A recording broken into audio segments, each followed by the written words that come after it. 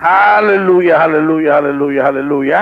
Hari ini kita mau bicara tentang mahkota kehidupan. Sama-sama bilang sama saya, mahkota kehidupan.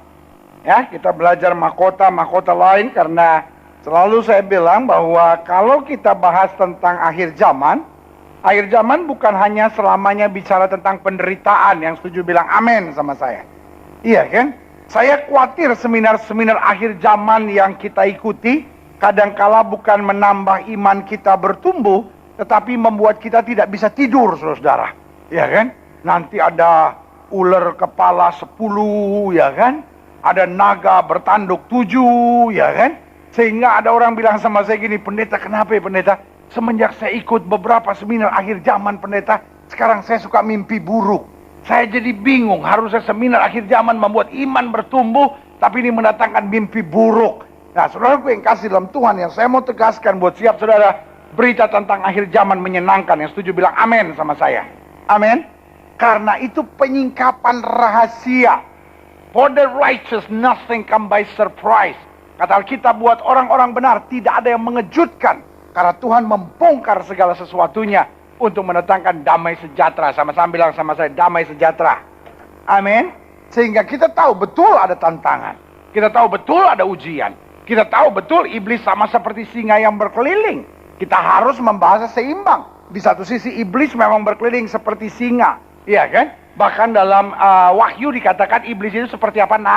Naga yang mau menerkam. Iya kan? Tetapi berita yang terbaiknya adalah bahwa kemenangan dan mahkota disediakan buat kita. Berikan tepuk tangan yang meriah buat Tuhan. Sehingga saya mau setiap saudara pulang dari seminar akhir zaman. Pulang dengan api yang menyala. Pulang dengan semangat yang membara, pulang dengan sukacita yang berlimpah, sambil kita mengetahui di depan saya ada tantangan. Tetapi di atas sana ada Tuhan yang menyediakan mahkota buat saya. Haleluya. Yakobus pasal 1 ayat 12. Dikatakan apa di situ? Berbahagialah. Sama-sama bilang sama saya orang yang berbahagia. Amin. Berbahagialah orang yang bertahan dalam pencobaan. Bagaimana kalau kita bisa bahagia? Alkitab menjelaskan. Orang yang bahagia bukan orang yang tidak menghadapi pencobaan. Orang bahagia bukan orang yang tidak menghadapi masalah. Tapi orang bahagia adalah orang yang bisa apa? Sama-sama bilang sama saya, bisa bertahan. Sama-sama bilang sama saya, bisa bertahan. Semua ibu-ibu bilang sama saya harus bisa bertahan. Amin. Kalau ada masalah sama suami, jangan minta cerai. Amin. Kalau ada masalah di pelayanan, jangan minta mundur. Tetapi bertahan. Karena kita tahu Tuhan tidak pernah beri batu untuk anak-anaknya minta roti. Berikan tepuk tangan yang meriah buat Tuhan. Berbahagia orang yang bertahan dalam pencobaan. Semua bapak-bapak bilang sama saya harus bertahan. Jangan cepat putus asa Pak. Jangan cepat kecewa Pak. Jangan cepat emosi. Bertahan. Karena di balik segala duka cita kita selalu ada kepastian kemuliaan yang Tuhan janjikan. Amin. Anak-anak muda sama-sama bilang sama saya harus bertahan. Bujuk rayu dunia tambah menakutkan. Tapi kita bertahan karena janji Tuhan ya dan amin. Sebab apabila ia sudah tahan uji, waduh, ini dia ini. Di akhir zaman ada banyak ujian. Kenapa ada banyak ujian? Karena ada pemisahan antara lalang dan gandum, betul? Iya kan? Tetapi Alkitab bilang apa? Apabila ia sudah tahan uji, ia akan menerima mahkota kehidupan yang dijanjikan Allah kepada barang siapa yang apa? Mengasihi dia. Berarti sekarang Yakobus membongkar rahasianya. Bagaimana kita bisa bertahan, yaitu kalau kita mengasihi Tuhan. Amin. Jadi kita bertahan itu bukan, ya udah, ada masalah, sabar. Insya Allah masih ada mahkota. No. Kita bertahan bukan dengan proses hidup tertekan begitu. Tetapi kita bertahan karena kita tahu kita mengasihi dia. Dia beserta kita. Dia tidak pernah meninggalkan kita. Dan setiap kali kita lakukan hal yang benar, dia memandang kita dengan senyuman dan kekuatan yang luar biasa. Berikan tepuk tangan yang meriah. Amin. Iya kan? Orang buat apapun untuk orang yang dia cintai, itu akan selalu dengan tersenyum. Amin. Pokoknya kalau saudara lihat anak saudara, nggak ada angin, nggak ada hujan, senyum sendiri, itu berarti udah mulai jatuh cinta. Bu, itu juga mesti sign buat ibu. Kalau suami ibu nggak ada apa-apa, tiba-tiba senyum-senyum sendiri, ya kan? Ya, itu salah satu. Tidak ada gangguan. Iya, atau dia lagi jatuh cinta. Pokoknya, lihat deh, orang kalau terima telepon, nggak kedengeran. Orang kalau terima-terima gini, apa kabar? Gimana? Oh ya, itu biasa. Nggak usah dicurigai, nggak usah pakai. Siapa tuh? Nggak usah ditanya. Saya bingung, orang kalau jatuh cinta, suaranya nggak kedengeran. Bener deh. Lu nggak percaya. Saya kan jadi pendeta udah 25 tahun lebih, saudara. Udah tahu itu, orang kalau jatuh cinta, ngomong nggak kedengeran. Saya nggak tahu dia ngomong atau enggak. Tapi yang pasti nggak kedengeran. Tapi kayaknya dia saling tahu, soalnya bisa lama tuh, bisa 2 jam setengah, saudara. Itu kalau orang jatuh cinta. Tapi kalau orang udah hilang cinta, pendek. Dan udah nggak ada senyum. Makanya saya udah tahu, lihat orang angkat telepon 2 menit, gitu, langsung tutup lagi, pasti telepon bininya. Kalau telepon bininya mah gini nih bahasanya nih. Itu,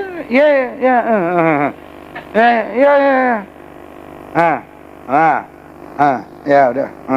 Oke. Tutup telepon langsung. Pernah ku mencintaimu, tapi tak begini. Kau hianati cintaku, kau curangi aku.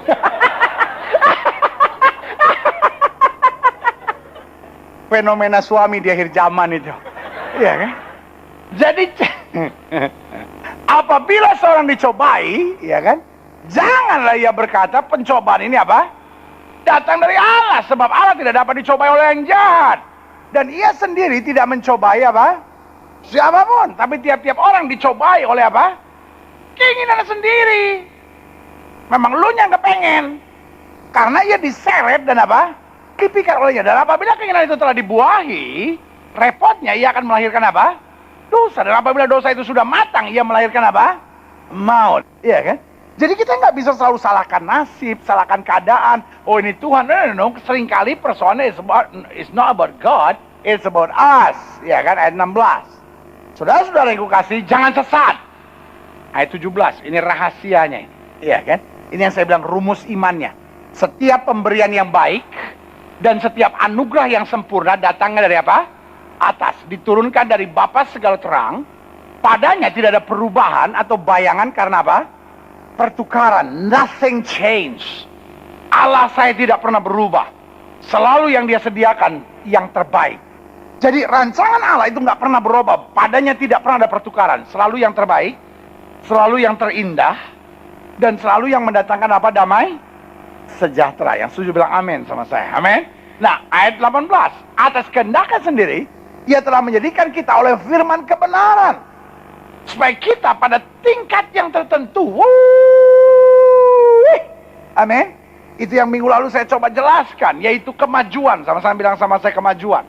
Salah satunya yang Tuhan mau dalam hidup kita adalah kemajuan. Kemajuan apa yang saya jelaskan? Yang pertama, kemajuan dalam sikap dan karakter. Yang kedua, kemajuan dalam apa? Iman. Yang ketiga, kemajuan dalam apa? Kemajuan dalam prestasi, iya kan? Nah, itu yang Alkitab bilang pada tingkat yang tertentu, artinya ada target Allah. Bahwa Allah nggak mau saudara begini-begini saja, amin?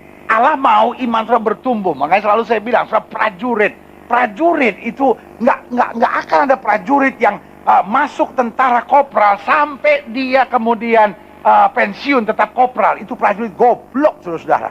Iya kan?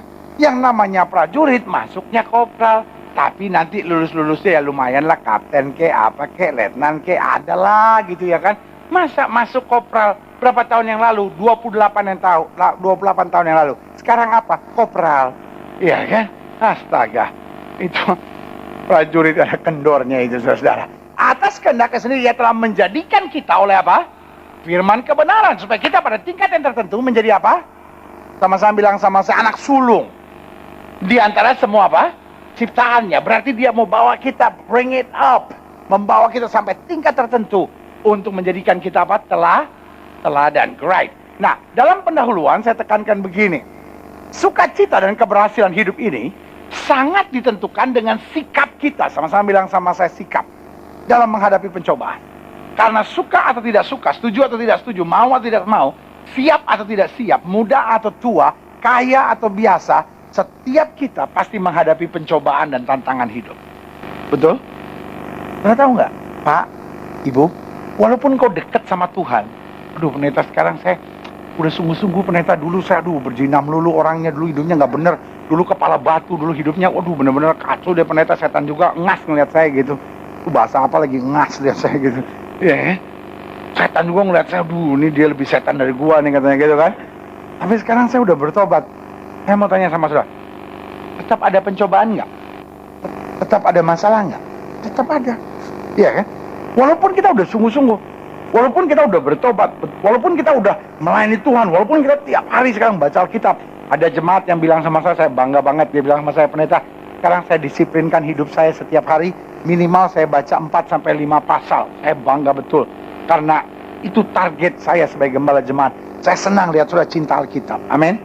Saya nggak bangga lihat saudara hanya ngalamin mujizat, tapi hidup saudara nggak dekat sama Tuhan. Karena selalu saya bilang, kalau saudara ngalamin mujizat, tapi saudara nggak melekat sama firman Tuhan, saudara gampang jatuhnya.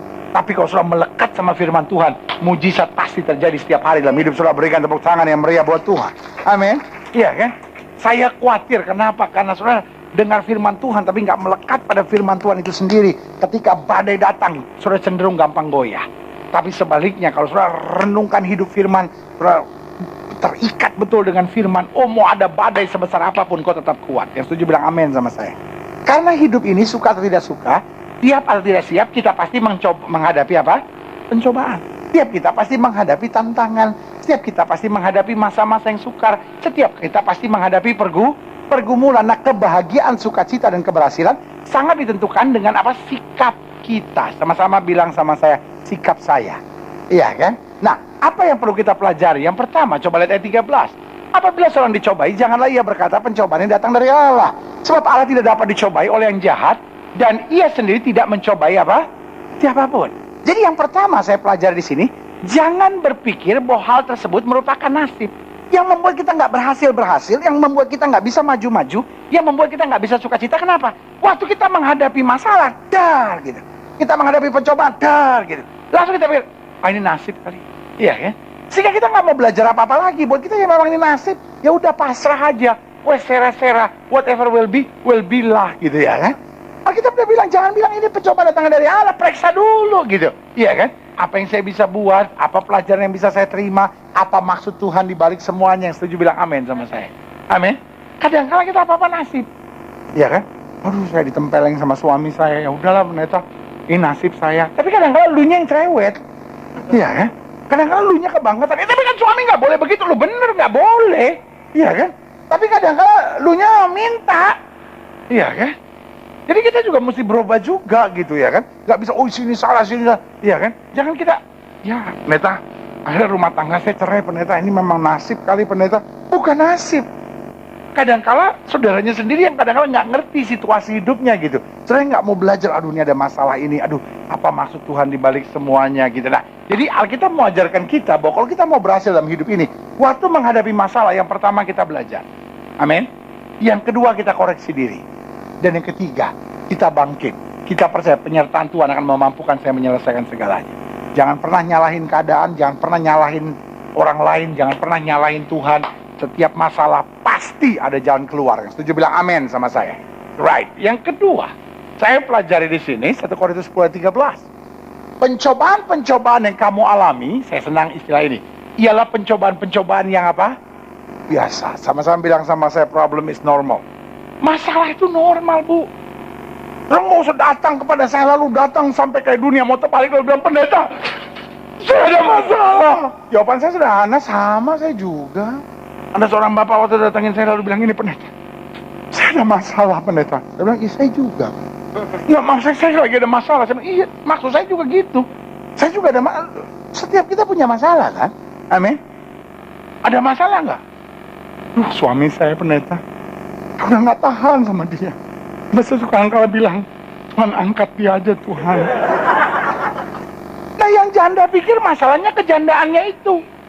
Tetapi yang punya suami, persoalannya kapan gue jadi janda? Ya kan? Coba itu. Ayah, Mamma Mia betul. Iya kan? Jadi pencobaan itu biasa.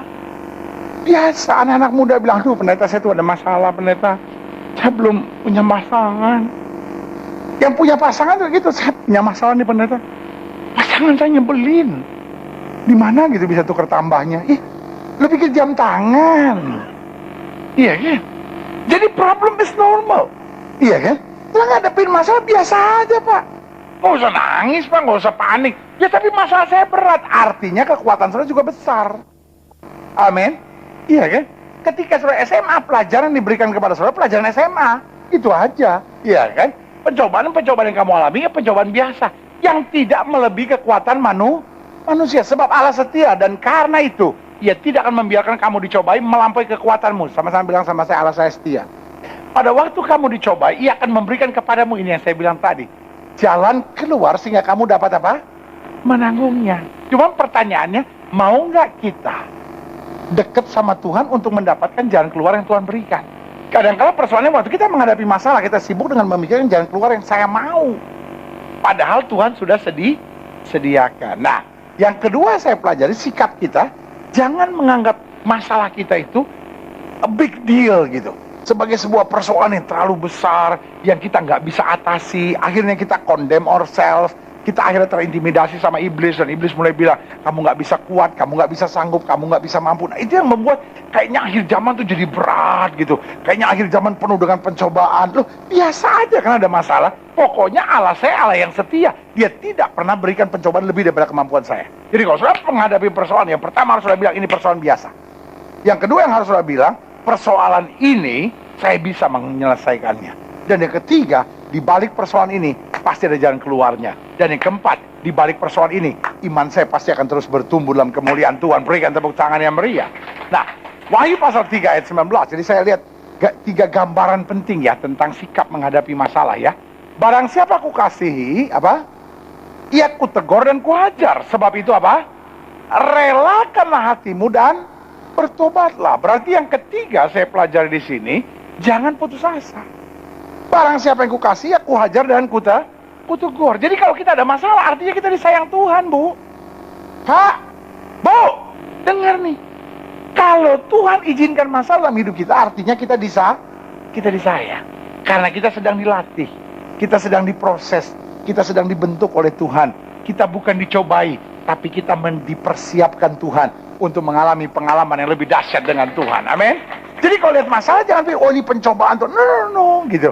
Maksudnya bukan, Tuhan nggak mencoba, bukan. Maksudnya Tuhan tidak pernah berikan masalah tanpa maksud yang dahsyat dalam hidup kita. Sehingga sikap kita aja udah tenang aja gitu, ngadepin masalah senyum aja, ngadepin masalah beriman aja, ngadepin masalah justru Tuhan terima kasih, apa maksud Tuhan dibalik semuanya. Sehingga selalu saya bilang, masalah-masalah hidup adalah guru-guru yang hebat, yang membuat kita makin dewasa, yang membuat kita makin kuat, dan membuat kita makin bijaksana. Amin.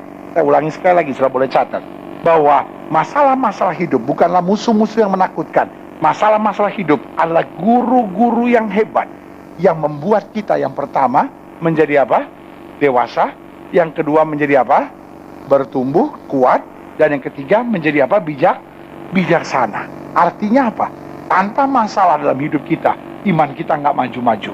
Tapi dengan masalah yang kita hadapi dengan sikap yang benar, akan menuntun kita lebih hebat bagi kemuliaan nama Tuhan. Berikan tepuk tangan yang meriah buat Tuhan. Nah, apa itu mahkota kehidupan? Alkitab bilang bahwa barang siapa yang bertahan, baginya disediakan mahkota kehidupan. Jadi saya simpulkan di sini, Alkitab bilang apa? Mahkota kehidupan disediakan buat setiap mereka yang tetap bertahan dengan sukacita. Berikan tepuk tangan yang meriah. Iya kan? Jadi kalau saudara lagi dalam masalah begitu, iya kan? Jangan bersungut-sungut. Pandang, itu mahkota itu yang akan saya terima. Mahkota kehidupan, saya catat di sini, adalah mahkota yang kita raih sebagai upah. Sama-sama bilang sama saya, upah. Upah kita dalam menghadapi ujian-ujian hidup dengan apa? Sukacita. Jadi ingat Pak ya, itu sebabnya selalu saya bilang, asiknya mengetahui kebenaran firman, sehingga setiap kali kita ada tantangan demi tantangan, kita nggak jadi orang yang cepat putus asa Pak. Kita nggak jadi orang yang cepat panik, bingung, nyalain orang. Enggak, buat kita asik aja gitu hidup. Kenapa? Karena untuk masalah-masalah hidup kita, Tuhan menyediakan mahkota yang luar biasa buat kita. Amin. Makanya Paulus berkata apa? Dalam peperangan rohani ini, darahku sudah mulai tercurah, saat kematianku sudah dekat. Tetapi apa? Aku telah mengakhiri pertandingan yang baik. Aku telah memelihara iman. Amin. Karena dia mengerti rahasia-rahasia ini, ya kan? Nah, pertanyaannya, bagaimana meraih mahkota kehidupan ini? Ada beberapa langkah sederhana yang saya jelaskan buat saudara sebelum saya berdoa buat setiap saudara. Dengan kepastian keyakinan bahwa setiap kita harus meyakini bahwa akhir zaman adalah masa yang asing. Masa akhir zaman betul ada pencobaan, betul ada tantangan. Kenapa? Karena Alkitab sudah bilang, gandum dan lalang sedang mau dipisahkan. Alkitab bilang apa? Segala sesuatu akan digoncangkan supaya tinggal tetap kerajaan yang tidak tergoncangkan. Alkitab bilang apa? Kamu menerima kerajaan yang tidak tergoncangkan itu. Amin. Great. Yakobus 1 ayat 13 bilang apa? Apabila seorang dicobai, janganlah ia berkata pencobaan ini datang dari Allah. Sebab Allah tidak dapat dicobai oleh yang jahat, dan ia sendiri tidak mencobai apa? Siapapun. Jadi yang pertama, bagaimana meraih mahkota kehidupan. Ini penting. Jaga lidah di tengah masalah dan pergumulan hidup. Amin. Alkitab berkata lidah itu seperti kemudi. Artinya kemudi itu penting nggak dalam sebuah kendaraan? Tidak ada kemudi, mobil tetap bisa jalan. Iya kan? Tapi yang saya mau bilang sama Bapak Ibu Saudara sekalian, kemudi itu menentukan arah. Sebetulnya dia tidak penting-penting amat, iya kan? Tapi dia menentukan arah. Begitupun hidup kita. Yang paling penting segala-galanya adalah iman. Amin. Tetapi Yesus bilang apa? Yang dari dalam ini akan terpancar keluar. Artinya apa? Bahwa yang menentukan arah hidup kita, okay, you have faith in God. Betul sudah punya iman. Tetapi lidah sudah menentukan. Contohnya, iya kan? Kalau lidah saudara penuh dengan kata-kata makian, mana mungkin rumah tangga saudara bahagia? Betul? Saya bilang sama suami saudara, lu tolol lu. Gue nyesel kawin sama lu. Iya kan? Tapi saya nggak selalu begitu, pendeta. Cuma kalau saya lagi jengkel. Bener. Memang nggak selalu begitu. Tapi kalau cukup sering begitu, lama-lama jadi persoalan. Ngerti nggak sampai di sini? Makanya yang pertama saya pelajari, bagaimana kita dapat meraih mahkota kehidupan, iya kan? Jaga lidah di tengah masa dan pergumulan. Karena lidah ini seringkali adalah alat pertama yang dipakai setan untuk mengganggu kestabilan iman dan ketenangan hidup kita. Makanya kalau Bapak Ibu lihat dalam Amsal 18 ayat 21 dibilang apa? Hidup dan mati dikuasai oleh apa? Lidah. Siapa suka menggemakannya akan memakan buahnya. Satu kali saya ditanya sama orang gini, pendeta, mana yang lebih penting? Iman atau lidah? Saya bilang iman. Loh, tapi Alkitab kan bilang hidup dan mati seorang dikuasai oleh lidahnya. Saya bilang iman dan lidah dua hal yang tidak pernah bisa dipisahkan. Karena kalau iman betul, lidahnya pasti betul. Saya bisa melihat seseorang imannya bukan dari caranya berdoa. Saya bisa melihat iman seseorang bukan dari caranya menyanyi. Ya kan? Ada orang yang kalau menyanyi lompat-lompat, karena dia memang senang begitu aja. Tapi dia kalau ada lagu dangdut juga goyang-goyang sendiri aja. Ya kan? Dasar orangnya ekspresif aja gitu ya kan? Dasar orangnya dalam tanda petik emosional gitu. Maksudnya gampang terbawa suasana. Ada orang yang memang pendiam. Ya kan? Mau ada apa tenang aja orangnya gitu kan? Tetapi iman seseorang dapat diketahui dari apa? Lidahnya. Amin. Karena iman dia menentukan hidup kita. Tetapi lidah menentukan arah hidup kita. Artinya apa? Kalau iman kita benar, kata-kata kita memberikan semangat, kekuatan, dorongan, senantiasa berikan tepuk tangan yang meriah. Yang kedua, saya mau lihat Yakobus pasal 3 ayat 2 dikatakan apa? Sebab kita semua bersalah dalam banyak hal. Barang siapa tidak bersalah dalam perkataannya, dikatakan apa? Ia adalah orang yang sempurna, yang dapat juga mengendalikan seluruh tubuhnya. Artinya apa? Lidah dapat mengendalikan seluruh tubuh kita. Kalau kita bersungut-sungut, pantas kita rasa lemah. Kalau kita mengeluh terus, pantas kita rasa capek. Iya kan? Kalau kita selalu komplain untuk segala sesuatu, pantas kita rasa segala sesuatu dalam hidup kita terasa berat. Tapi sebaliknya, coba bangun pagi, mulai ucapkan perkataan iman. Hari ini saya percaya ada mujizat. Hari ini hari kemenangan. Hari ini hari kemuliaan. Hari ini hari di mana saya akan lihat perkara-perkara besar. Ketika sudah mulai speak faith, ketika sudah mulai ucapkan iman, sudah yang sakit udah didoain, sudah bangun pagi bilang oleh bilur Yesus saya sudah disembuhkan. Orang bilang kayak orang gila, oleh bilur Yesus saya sudah disembuhkan. Kayak orang gila, oleh bilur Yesus saya sudah disembuhkan. Minggu depan sembuh. Amin. Tahu nggak saudara? There is power in your mouth. Ada kuasa lewat perkataan kita. Yang setuju bilang amin. Amin. Biasakan diri, ucapkan kata-kata yang membangun. Kepada anak-anak saudara, speak to your problem, speak for your family, Biasakan katakan kata-kata yang baik buat keluarga saudara, dan dengan itu sudah melihat kemuliaan Tuhan. Amin. Right, ya kan? Yang ketiga, kalau kita bicara tentang jaga lidah, Amsal 10 ayat 18 sampai 19 dikatakan apa? Siapa menyembunyikan kebencian, dusta bibirnya. Siapa mengumpat adalah orang bebal. Ayat 19, di dalam banyak bicara pasti ada pelanggaran, tapi siapa yang menahan bibirnya berakal apa? Berakal budi. Jadi lihat, Bu, kadangkala Bu ya, Ibu harus menahan bibir. Pak, kadangkala Pak, untuk menyelesaikan masalah rumah tangga Pak, engkau harus menahan bibir. Anak-anak muda, kadangkala engkau harus menahan bibir. Artinya apa? Seringkali sebetulnya kita harusnya dapat mahkota, tapi kalau kita tidak menahan bibir, akhirnya kita masuk dalam pencobaan yang begitu berat buat kita. Sampai sini sudah ngerti mau saya? Iya kan? Artinya gini, kalau kita mau diam aja, Tuhan, betul saya dalam tantangan, saya berserah sama Tuhan, saya tahu Tuhan menyediakan yang terbaik. Saudara, waktu Yusuf difitnah sama istrinya Potifar, kira-kira ada nggak kepengen untuk ngomong? Bayangin ini tante-tante satu, genit setengah mati, tiba-tiba bilang, hamba Ibran yang kamu bawa ini hendak memperkosa aku. Saya ngebayangin hatinya Yusuf. Dia masih muda kan? Biasanya gejolak muda tuh kan pengen bela diri gitu. Yusuf pengen bilang, tante ada kaca gak sih tante? Sayang waktu zaman itu belum ada BlackBerry. Kalau udah ada pasti udah direkam itu, udah difoto juga. Tante genitnya setengah mati. Tapi setelah gue yang kasih dalam Tuhan, dia diam. Saya bayangin dia diam itu, bibirnya mungkin gemeter gitu.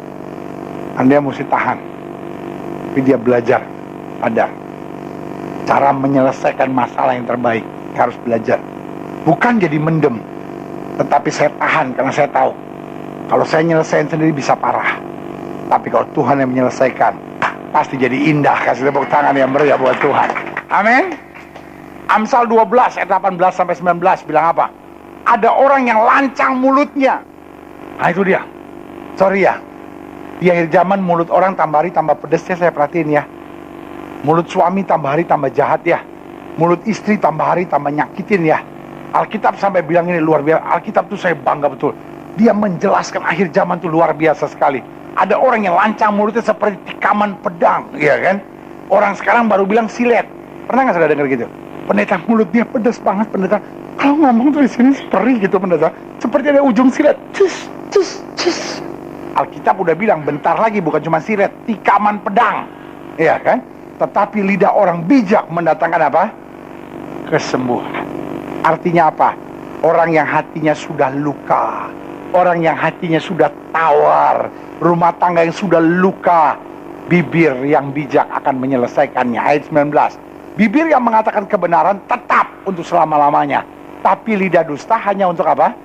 Sekejap mata. Artinya kalau kita ngomong benar, iya kan? Kita ngomong yang bertanggung jawab, kita ngomong yang sesuai dengan firman Tuhan, nilainya kekal. Yang setuju bilang amin sama saya.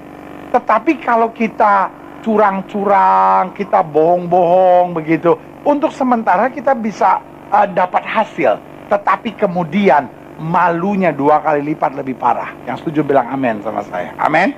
Right. Jadi bagaimana kita meraih mahkota kehidupan? Ingat, mulai jaga lidah. Ya Pak ya. Banyak masalah rumah tanggamu sebetulnya terjadi bukan karena nggak cocok. Bacotmu itu nggak karuan. Ya. Ingat Bu, keributan-keributan yang terjadi kadang-kala bukan setan. Aduh pendeta, ini setan kali ganggu rumah tangga saya pendeta. Saya sama suami tuh nggak pernah bisa bahagia gitu. Ribut melulu, bacot lu. Setan disalahin, setannya sampai sumpah-sumpah bilang, enggak bukan gue. Bener gue sih setan, tapi ngapain sih, gue juga banyak kerjaan kok, masa ngurusin dia melulu. Cuman memang bacotnya dia nih, sembarangan aja nih. Iya. Jadi setuju ya Pak ya, siapa yang rindu dapat mahkota kehidupan dari Tuhan? Amin. Oh cuma 9. Ulang. Siapa yang rindu dapat mahkota kehidupan dari Tuhan? Oh berikan tepuk tangan yang meriah buat saya. Tuhan punya cukup mahkota untuk dibagikan buat kita. Amin. Jangan saudara pikir Tuhan cuma punya 100 pendaftar pertama yang dikasih. Enggak. Tuhan punya mahkota yang cukup buat kita. Amin. Tetapi kunci pertama kita harus jaga apa? Lidah kita. Ya selanjutnya, saya pelajari bagaimana meraih ke mahkota kehidupan. Lihat Yakobus 1 ayat 13 sampai 14. Apabila seorang dicobai, janganlah ia berkata pencobaan datang dari Allah. Sebab Allah tidak dapat dicobai oleh yang jahat, dan ia sendiri tidak mencobai siapapun. Tetapi tiap-tiap orang dicobai oleh apa? Ambisinya, keinginannya, rasa kemauannya sendiri. Karena ia diseret dan apa? Dipikat olehnya. Jadi yang kedua, saya catat di sini, meraih mahkota kehidupan, sadar akan manfaat dari segala apa? Ujian. Jadi jangan sibuk dengan, aduh ini kenapa begini, siapa yang salah, kenapa begini, emosi. Tapi sadar apa manfaat segala ujian. My God is not an iseng God. Ya kan? Allah saya bukan Allah yang iseng. Allah saya kalau kasih pencobaan bukan berarti saya tanya, Tuhan kenapa begini? Lalu Tuhan ketawa-ketawa gitu, sorry, iseng, gak ada kerjaan, enak aja. Emangnya mertua lu? Iya kan? Saudara, sorry ya ngomong ini ya, dunia ini makin banyak orang iseng. Betul gak? Masa saya nanganin satu kasus suami istri yang mau cerai karena istrinya gak tahan suaminya selingkuh. Saya tanya, Pak, sebetulnya Bapak masih cinta sama istri nggak? Nangis. Saya itu nggak mau kehilangan istri saya, pendeta. Saya nggak mau kehilangan anak-anak saya. Mereka itu orang yang baik banget. Istri saya itu baik banget. Anak saya luar biasa, pendeta. Saya punya anak satu perempuan, satu laki. Dua-duanya baik banget sama saya. Saya juga nyesel ini semua terjadi. Saya bilang, Pak, kenapa berselingkuh dong? Ya mulanya sih iseng. Ih, bener, untung saya pendeta. Kalau saya orang dunia, gue tempeleng tuh orang bener-bener. Selingkuh, la ilaha illallah, iseng. Main futsal aja kalau iseng. Ih bener, aduh, untung gue pendeta tuh. Gregetan gue dengarnya, bener. Dia bilang, iseng. Ih, selingkuh iseng. Main layangan kayak kalau gak ada kerjaan. Masa gak ada kerjaan? Gue lagi iseng nih, ayo. Sama siapa selingkuh, ayo. Kita sama-sama selingkuh. Ayah. Dunia ini memang udah gak bener. Selingkuh aja ada lagunya sekarang. Aneh-aneh. Iya kan? Jadi hari ini saya cuma mau bilang sama saudara, my God is not an iseng God. Allah saya gak pernah kasih masalah gitu dalam hidup kita. Lalu kita tanya, Tuhan kenapa begini? Iseng. Suami saudara boleh aja iseng. Amin. Anak saudara boleh aja iseng. Iya kan? Tapi Tuhan gak pernah iseng. Artinya apa? Untuk setiap masalah yang Tuhan izinkan dalam hidup kita, untuk setiap masalah yang Tuhan izinkan, pasti ada manfaat yang terbaik buat kita. Kasih tepuk tangan yang meriah buat Tuhan. Alkitab bilang Tuhan tidak pernah beri batu kok untuk anak-anak yang minta roti. Berarti latihan keras kita di akhir zaman ini baik. Makanya saya tuntun setiap jemaat sekalian untuk memahami bahwa Tuhan sedang mencari prajurit. Sama-sama bilang sama saya, prajurit. Betul, kita anak Tuhan, segala sesuatu yang Tuhan sediakan. Amin. Betul, kita dalam mempelai Kristus yang semua kebutuhan kita sudah Tuhan tanggung jawab buat kita.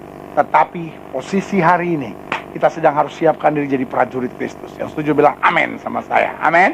Makanya Roma pasal 5 ayat 3 sampai 5 bilang apa? Dan bukan hanya itu saja, kita malah bermegah juga dalam kesengsaraan kita tuh.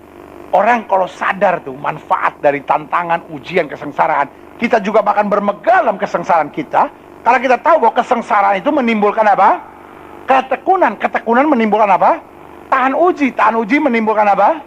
Pengharapan. Dan pengharapan tidak mengecewakan. Karena kasih Allah telah dicurahkan dalam hati kita oleh Roh Kudus yang telah dikaruniakan kepada kita. Makanya Alkitab bilang apa? In a certain level, ya kan, dalam tingkatan tertentu, bahwa semua ujian ini membawa kita pada tingkatan tertentu supaya kita menjadi yang sulung. Amin. Iya kan? Nah, kalau kita tahu begitu, berarti apa?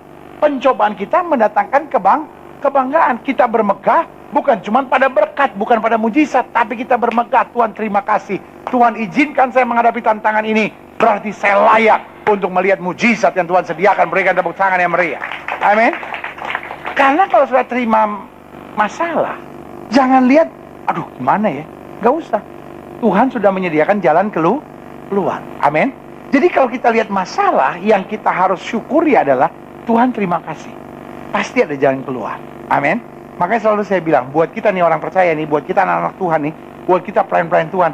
Masalah adalah, ya kan? Masalah adalah, ya kan? Kesaksian baru. Nah, itu dia. Kadang-kala kan kita suka bersaksi sama orang, ya kan? Ya kan? Tapi lama-lama kesaksian kita udah membosankan.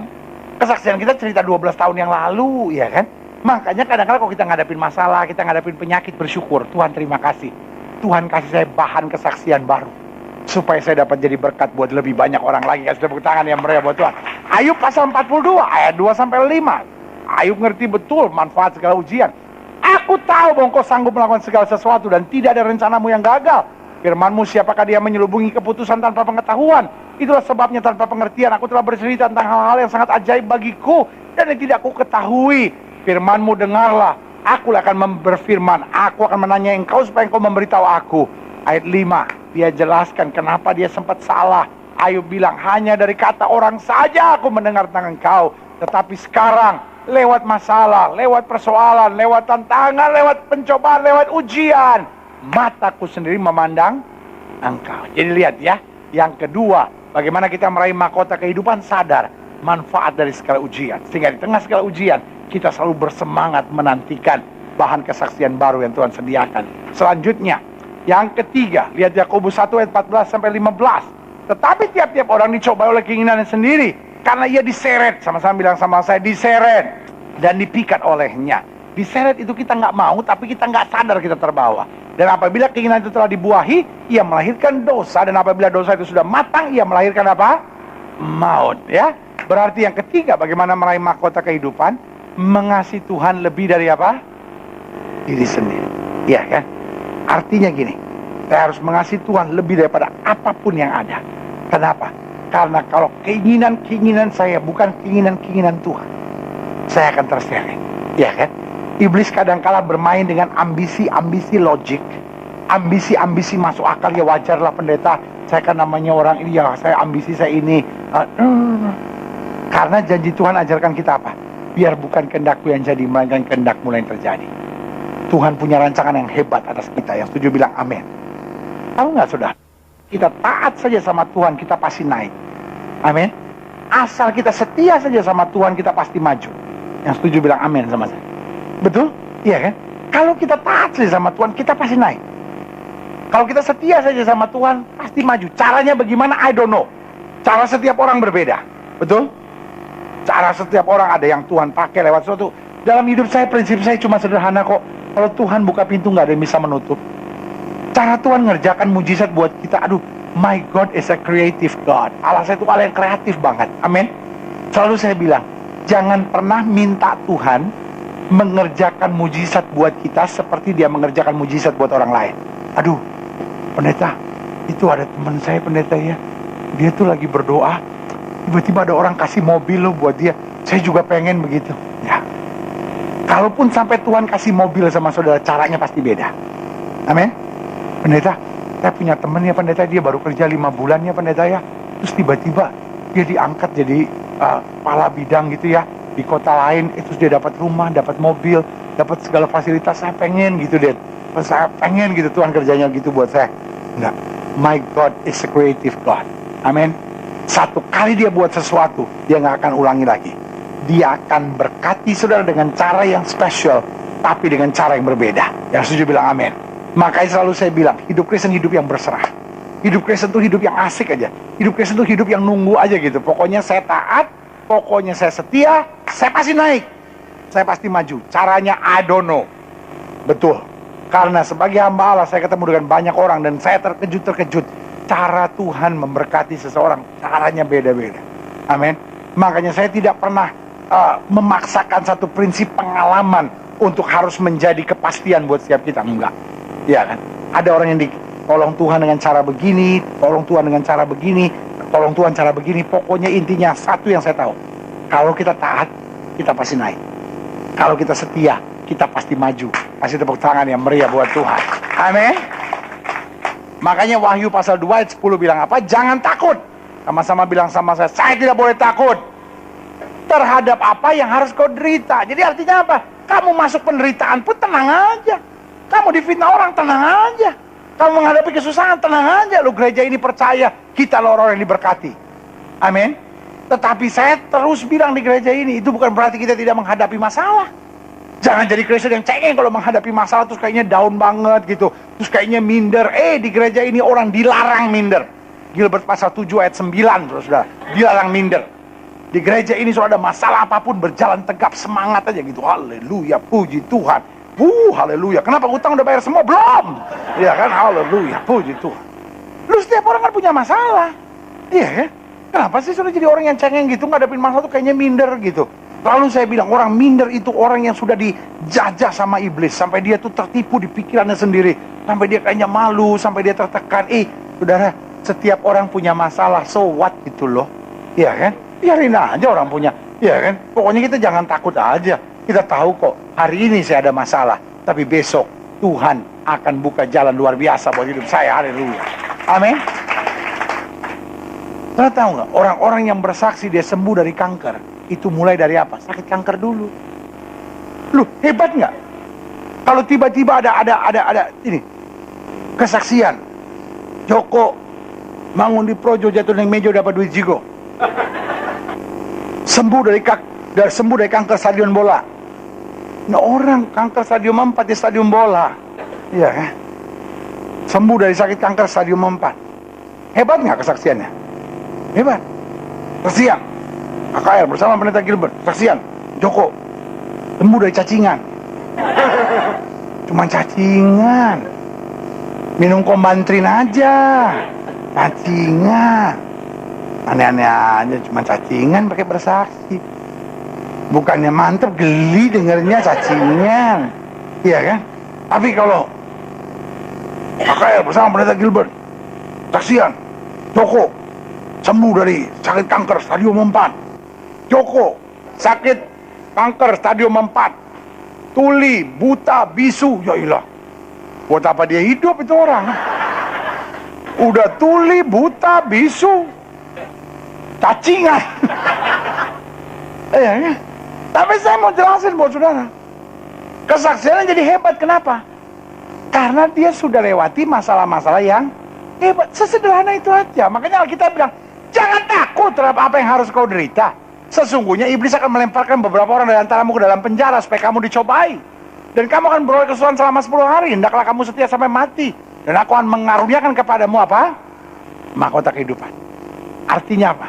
Kita tidak mengasihi nyawa kita sendiri. Karena Alkitab bilang apa?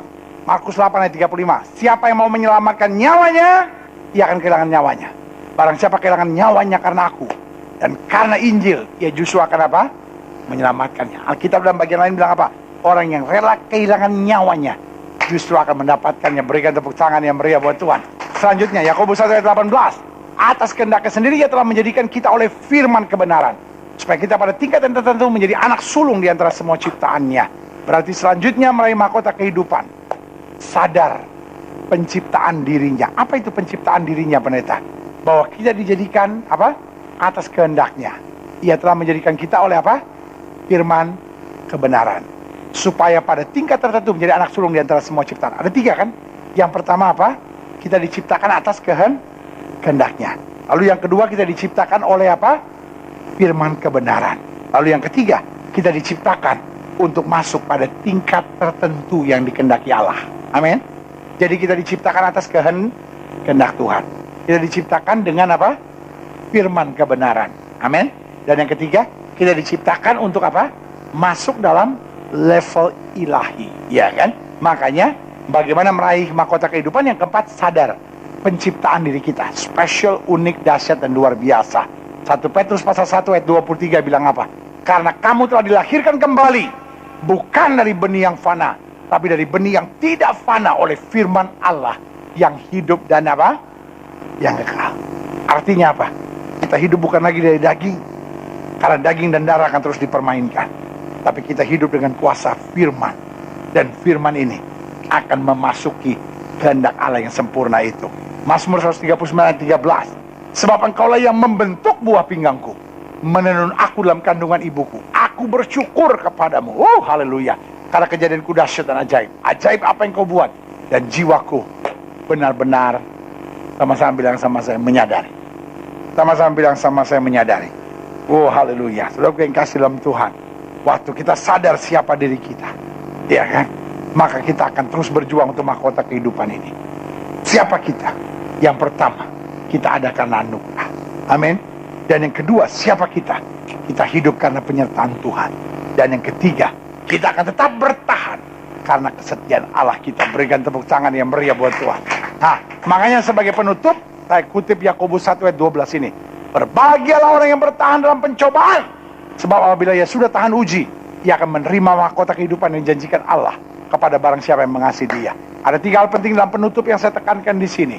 Karena itu, bertahanlah, bersukacitalah, rebutlah mahkota.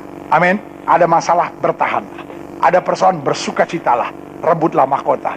Karena itu bagian kita sebagai orang percaya. Amin.